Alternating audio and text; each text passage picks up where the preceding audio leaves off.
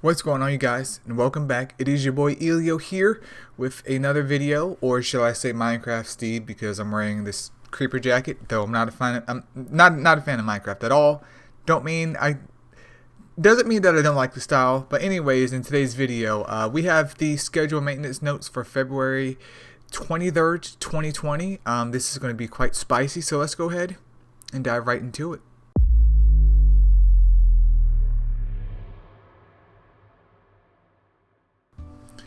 Alright, so let's see what's going on here. So the new dungeon being added, the Dimensional Dungeon, which basically makes our Ashramons go from Super Saiyan 3, Super Saiyan 4 to Super Saiyan God Super Saiyan. And this is going to be situated in a channel between the continents of... For some reason, my brain was like, dude, I don't understand how that works. But the Dimensional Dungeon can only be unlocked after the 15th stage of the War Plateau Hard. So definitely look forward to that. I mean, everyone at this point should be at it, but for new players, obviously this isn't unlocked for you, nor should you be doing it if you can only clear out hard. Should not be more of an extreme. And then we have the introducing Super Ascension. Ashramon must be level 60 and fully enhanced to undergo Super Ascension. Ashramons who undergo Super Ascension will learn a certain passive skill. Dimensional Starstones, which comes from the Dimensional Dungeon, are needed. We don't have any information in terms of the Dimensional Dungeon, like what will work, but it looks like once you do it, required enhancement 6. So your mind has to be fully ascended, as it said before, and level 60 and all of that goodness. But this one says passive skill learn random. So I'm not sure if that's confirmed or not, but basically we're going to be farming out the Starstone dungeons, the Elemental Dungeon, and now the Dimensional Starstone Dungeon quite a bit. So it's basically a new mechanic, just slightly different from everything else, but hopefully certain passive skills, and this is just a screenshot of it because that'd be kind of scary if you got like a Dark Indra or something and you get just a complete shite of a passive skill up there. So interested to see how that's going to fall, or how that's going to go, because hopefully certain mons have certain passive spells added to them. We'll just have to see. The update will be here tomorrow, so our questions will be answered then. And then the Hana/Hanahime as our new Astramon. Using Super Evolution Healing Spell will increase the caster's own max HP by 30%. Special visual effects will apply to its HP bar under the effect of the spell. So this is going to be like a temporary, like 30% HP buff, which I think is super cool because you don't use healer Astramons anyways for damage. So them having their third skill for the Super Evolution be about damage would be kind of weird. So it's pretty cool that this one's going to add in 30% of her own HP will be added to her, especially for Titans, to help keep her alive and hopefully sustain the other guys up in there. And then whenever the caster casts a healing spell that affects its max HP upon itself when the spell is active, the caster's max HP will also scale off the Super Evolution healing spell casted upon them. So it will still scale with more HP. So say for instance, if you had, I don't know, I think like Hana has like a, does she have an HP shield? But say for instance you had like Hana and she had an HP shield and she got her active off, so her HP increased by 30%. The next turn when she goes to heal again, her shield will be taking into account that she has that extra 30% added onto her, and it's not going to ignore it and just do her level 60 HP at that time. So that's pretty cool. And then Light and Dark Shelly will be added to the Astro Guide. I definitely like Dark Shelly's face.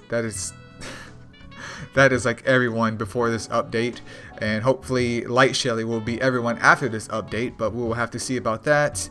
And then a new skill book for Shelly, Light and Dark, will be added, which obviously makes sense. And then new fusion chart, 5-star Dark Poseidon has been added. I don't think there's any way to get a Light Poseidon at this point in time, is there? And it looks like we fused a Dark Atari, so now Dark Atari won't be fodder forever. I can actually keep one at Evo 3. And yeah, for Light Poseidon, I don't recall him being accessible. Maybe he's going to be accessible now though, because obviously you have to fuse him. So we do have an ability to get Light and Dark Poseidon now, which this would definitely keep me busy.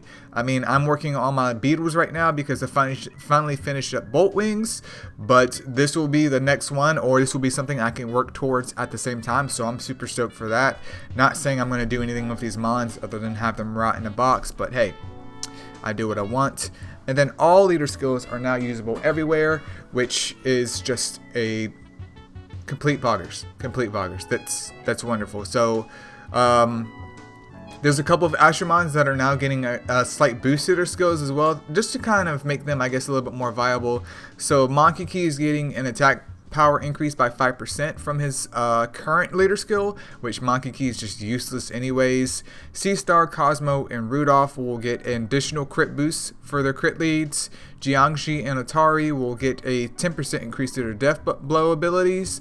And then Pin, other than the Nat 3 League, he gets a 10% more shield if you're running him as leader skills. But that's really cool that all leader skills are now usable anywhere, which means we don't run into situations where a mon is essentially useless just because his or her leader skill doesn't work in this one area. So you're kind of like switching to use something else just so you have something to use. So I'm okay with this. Then the Hanamura price discount event. They don't say the price of this. As you guys know, I don't have a Hanamura. And depending on what this discount is, because I think it's like 40 something USD, depending on what this discount is, boys, I might have to go ahead and finally get me one.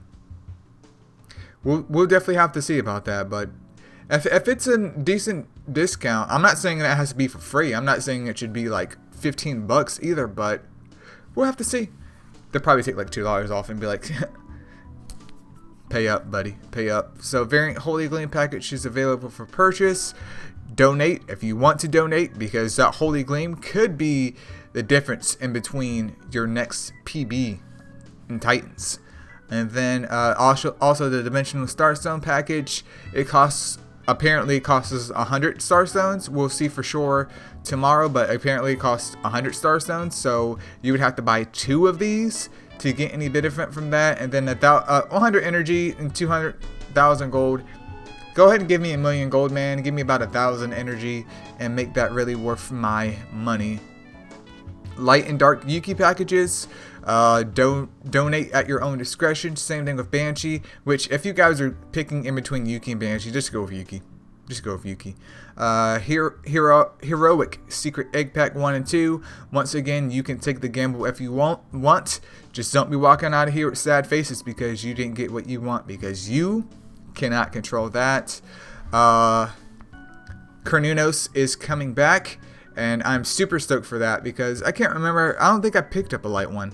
I'm definitely thinking about trying to pick up a light one right now, just so I can have for Titans, because that's the one I missed out on. I did get my 2 fires, but I just can't remember. I got to double check that. But super stoked for him coming back. To any newer players though, you can definitely pick him up, but he's not really geared toward new players. I don't really see what would be super duper useful for you as a new player, other than if you need something for Titans. But you're better off just keeping your Astromon until you can get like Fire Jacket instead, in my opinion. Like if you don't have any wave clears, if you have like 2 Titan Mons, etc., if the only dungeons you can do is B8 and B10, I would save it so you can get something that could basically carry you through the game. And then Jiangxi is coming back as the next exotic, so I get to skip this one, which I can't complain because with Bond coming back, I've actually finally used like 16 of my chips, maybe a little bit more, but it is what it is. But that means I can also pick up another dark Jiangxi, which I'm okay with. And just in case you guys don't know, I mean, Curse is better than what it was before. It's still nothing amazing in my opinion, but I've heard nothing but positive things from like Dark Jiangxi, at least, and the Elemental Tower of Chaos. So even if you're not a fan of Jiangxi, even though there's nothing like wrong with her in terms of just overall utility, she's nothing amazing, definitely try and pick up a dark one if you can, just so she can help you out in the Elemental Tower of Chaos. Like, just FYI, if I do remember, I'll send out another reminder on the community stuff on the YouTubes. Obviously, I wouldn't really pay for the special pack because you can just go out there and catch it for free, unless you're all about that. And then the Super Festival. Okay. listen guys, listen. The Super Festival starts on the 25th of February. 25th. Maintenance, at least at the time of this video, is tomorrow on the 23rd. I already know at least 8 of you watching this video, you're going to go up there, you're going to download the update, you're going to immediately super evolve all the Hanas that you have, because either you're just super duper excited for Titans, or you've already forgotten after you watch this video, and you're going to miss out on some free gems. I mean, you can go and super evo all the ones that you want and at least keep one, but why not get some free gems of something that you're already going to do? So before you go out there, all 8 of you watching this, make sure you just wait 2 more days. 2 more days, bro, and evolve all the Hanas that you want. Just FYI, I thought I would bring that up. And then general update and bug fixes. The maximum SP you can gain from morale boost, healing, and resilience abilities is increased by 35% versus 20%. That's actually a steep increase. Let's see what else. Garuda on the 50th floor of Tower of Light now deals less damage, and its resist has been nerfed. I haven't gotten there yet, but I'm glad that he hopefully won't be a big F word. They finally fixed the issue where the Gem of Pugilist set bonus could bypass Shahrazad's immunity ability. Okay, because I know they mentioned this before, but it never got fixed, and it was like, what's the point of immunity if you still get stunned? So, I mean, that's pretty cool. I haven't really seen that much of her, though, just because I think at the time that she came out, it was just a slap in the face for everyone, because, like, a day after Heroes Festival, when dudes have already just took them Master Gems and made them a big fat 0, you throw this girl out here and everyone's just like, but why? Why would you do this? And then they fixed a special effect where the aura wouldn't radiate off Miho's spear when senior class Ember is worn. Never really noticed. I'm glad that they do notice. And they fixed the issue where immunity often renders the game stuck when triggered by a defending Shahrazad. I didn't know that existed either, but that's actually a pretty big smiley face. And then they fixed the issue with the gleam obtained phases during the final phase of the Capture Festival, often render the entire chat box inoperative when the client is set in German. Once again, weird, but here at the bottom we have the huge balance adjustments, which I'm actually going to save for another video, because I know some people, you might not even play the game, or you play the game but not that much, so this is something more interested towards the people that are interested in the balances of Astramon that we have currently, or Astramons that you may be looking forward to getting now in the future. And this is just for purely maintenance. Now, I will say that the huge balance adjustments list is pretty fat, so stay tuned for that video, which should be coming up shortly. But feel free to leave a comment below about what you guys are excited about.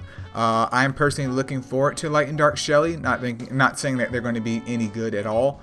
Just, it's another couple mon I can throw in for the Astro Guide, another couple easy fodder, especially for the Casualty count for World Boss, and I'm super duper looking forward to Light and Dark Poseidon, which will be next on my conquer list, at least fusion wise. Like, I'm not worried about the fusion, it's just farming enough Poseidons out after my 2 Fire Poseidons to get both to Evo 3 for the Astro Guide.